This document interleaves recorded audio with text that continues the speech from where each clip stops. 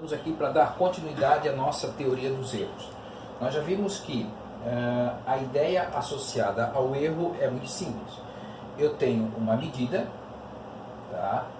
E eu tenho que expressar para as outras pessoas o quão confiável é a minha medida, o quanto para cima daquela medida que eu estou apresentando pode estar o meu resultado, ou o quanto para baixo daquela medida que eu estou apresentando pode estar o meu resultado. Então quer dizer que a partir do momento que eu expresso a medida com o seu erro, eu estou dizendo, ó, a minha medida vai estar com toda certeza entre esse e esse extremo, tá certo?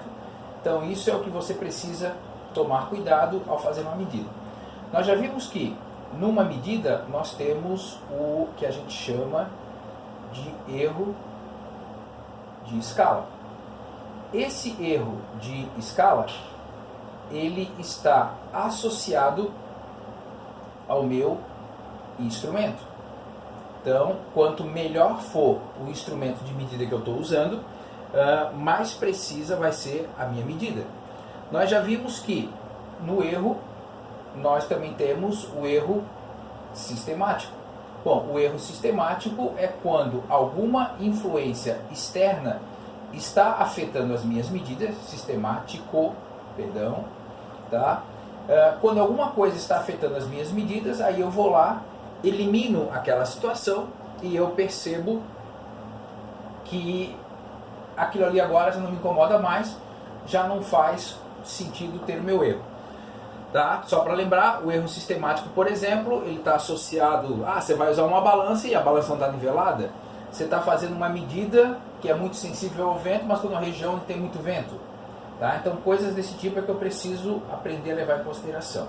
Só que ainda falta a gente ver um último erro, que é o que a gente chama de erro aleatório. Tá? Bom, o erro aleatório, quando você vai fazer uma medida, é aquele que existem situações que você não consegue controlar. Então, por exemplo, você tem lá uma balança e essa balança está desnivelada. Você tem lá o local certo, você vai lá, mexe nela, você nivelou a balança, acabou com aquele erro sistemático. Mas agora, esse erro aleatório é aquele erro que, por qualquer coisa, ele aparece e você não tem como retirar ele o tempo todo. Tá? Então, por exemplo, você está fazendo uma medida do período de oscilação de um objeto. O que é isso? O período de oscilação está aqui uma vertical, tá? Eu venho aqui e amarro um barbante, puxo esse barbante e amarro aqui no final do barbante um objeto, tá? E eu ponho ele a fazer esse movimento. Ele está aqui, eu soltei, ele vai até a outra extremidade, né? Para e volta. Então esse é para medir o período. Então para pensar o seguinte, você foi aqui e colocou uma pessoa, a pessoa, quando eu soltar aqui, você clica no cronômetro. Então soltei, bum. Será que esse tempo foi o mais preciso possível? Será que não foi? Então quer dizer que essas situações é que a gente vai levar em consideração, por exemplo, nos meus erros aleatórios. Então são perturbações, erros que eu não consigo prever e aí eu não consigo evitar ele, tá certo? Mas a grande questão é, a gente pode calcular ele. E aí, para calcular ele, a gente tem que pensar num tratamento estatístico dessas medidas. Então vamos lá. O postulado de Gauss. A probabilidade de que eu cometa um erro, um desvio, pelo excesso ou pela falta é a mesma. Então vamos pensar o seguinte. Se eu tenho que fazer, ou fiz a medida, e a medida esperada é essa, a chance de eu achar uma medida para cá ou para cá é exatamente a mesma. Então não tem nada que tipo, estou jogando lá em Las Vegas e tem um dado viciado que está sempre caindo tal número. Não, aqui não. A chance de cair para cá ou para cá são rigorosamente as mesmas. Tá? A probabilidade de que o erro cometido numa medida esteja compreendido entre menos infinito e mais infinito é 100%. Ou seja, se essa é a minha medida, a chance dessa medida estar daqui até o infinito positivo ou daqui até o infinito negativo é 100%. Então não tem como eu fazer uma medida que vai estar fora do infinito. Vai estar nesse 100%, a medida está lá, ok? Bom, e o valor mais provável dessas medidas é a média aritmética das medidas que eu fiz. Então, por exemplo, para eu encontrar a média dessa tabela que eu vou te apresentar aqui, ó, o que eu vou ter que fazer? Eu vou ter que somar um, mais outro, mais outro, mais outro, mais outro, mais outro. Então aqui no caso eu tenho 10 medidas. Somando as 10 e dividir por 10, eu vou ter o valor mais provável desse experimento, que depois a gente vai conversar um pouquinho sobre ele aqui, tá certo? Bom, voltando aqui. Então aqui está o meu valor médio. O desvio padrão o desvio de uma medida é eu pegar a medida em si e subtrair do meu valor médio, esse que você calculou aqui, né? Tá? E essa vai dar o desvio da minha medida. Para que eu uso o desvio da minha medida? Para chegar ao desvio padrão. Então, esse desvio padrão ele vai me dizer, ó, tendo em vista aquele valor médio, como é que está o comportamento das tuas medidas? Estão o quê? Tanto para cima, tanto para baixo, eu tenho esse desvio aqui para poder associar ele. E tem o desvio padrão da média, que usa o desvio padrão e divide pela raiz quadrada de quantos números, quantos dados eu estou levando em consideração. Bom, depois de fazer todo esse tratamento estatístico, eu consigo chegar ao erro aleatório provável. Quem é o erro aleatório provável? Ele é aquele desvio padrão da média, esse daqui, tá? Mais ou menos, e tem um coeficiente aqui na frente. Bom, esse coeficiente é o coeficiente de student. O coeficiente de student, se você quer fazer, ou dependendo das necessidades do teu problema, você vai precisar fazer um estudo mais específico de quanto você vai ter que usar o valor para ele.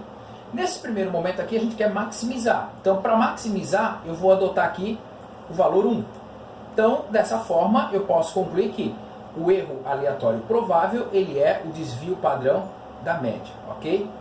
Bom, um outro erro que aparece aqui, que às vezes é necessário, é a gente pensar, qual é o erro relativo percentual? Bom, o erro relativo percentual vai me dizer o quanto que uma medida que eu fiz, ela está desviando daquele valor médio que eu tenho. Ah, então ela está 30%, 40%, diferente da medida que eu esperava, por exemplo, ok? Bom, então agora vamos pensar como que a gente vai calcular isso aqui. Essa tabela aqui, ela está falando exatamente daquele período de oscilação do pêndulo lá. Então deixa eu apagar aqui de novo. Tá? Então a pessoa foi lá, montou o experimento.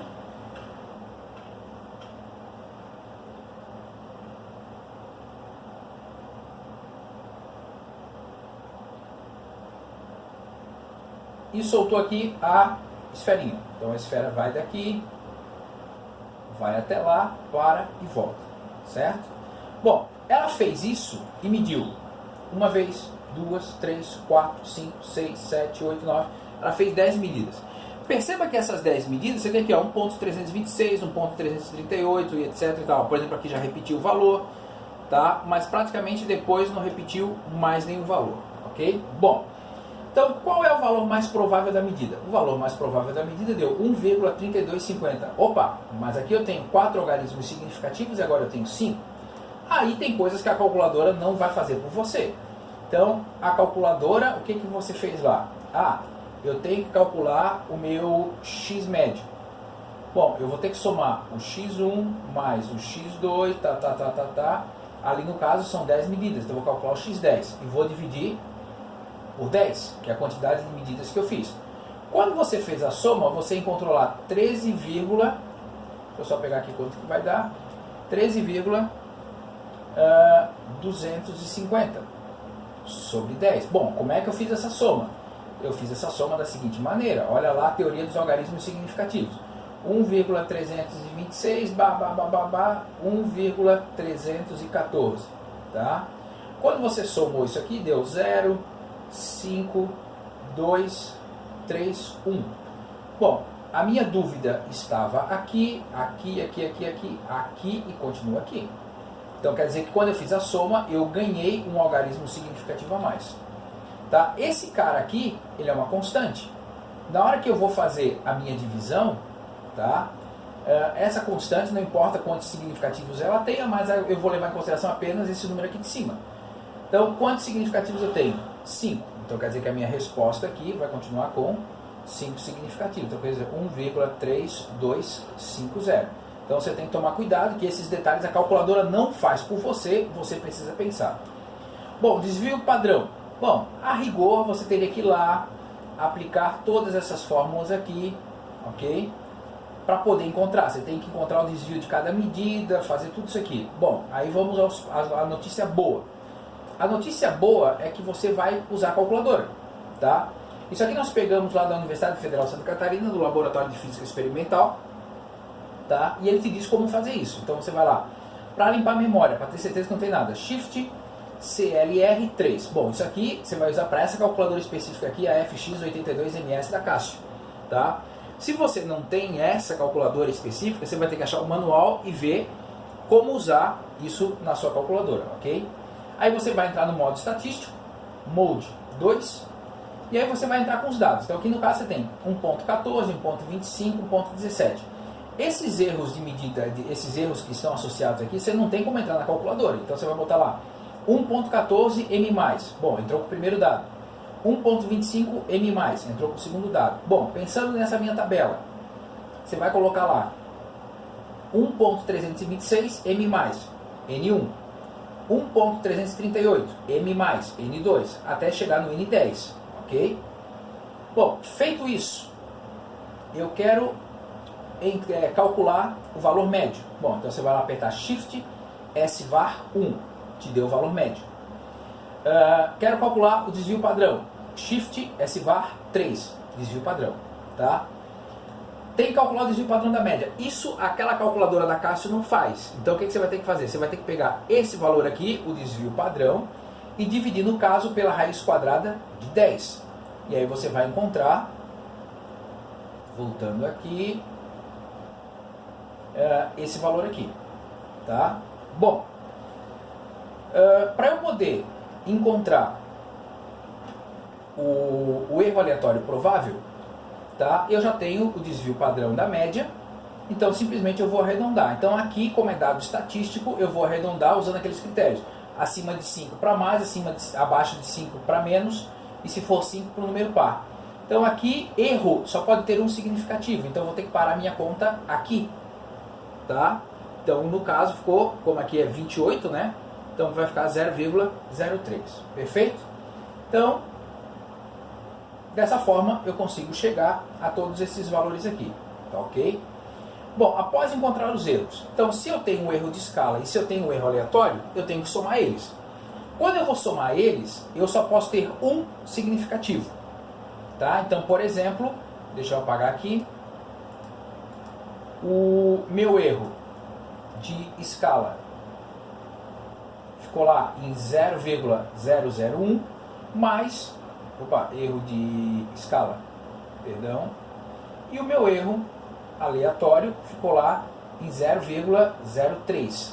Bom, quando eu somar, isso aqui vai dar 0,031. Estou com dois significativos, não posso ter. Então quer dizer que o meu erro aqui, eu vou ter que parar aqui. Nesse ponto, como eu estou finalizando o meu erro, eu vou maximizar ele. Então quer dizer que o meu erro vai fechar 0,04. Tá? Então esse é o cuidado que eu tenho que ter. Tá certo? Então, somei, maximizei, eu estou lá com o meu erro total associado. Pessoal, vou postar isso aqui lá no CIDA para vocês e depois eu vou postar também mais alguns exercícios para você treinar basicamente no erro aleatório o uso de calculadora. Grande abraço para vocês, tchau, tchau.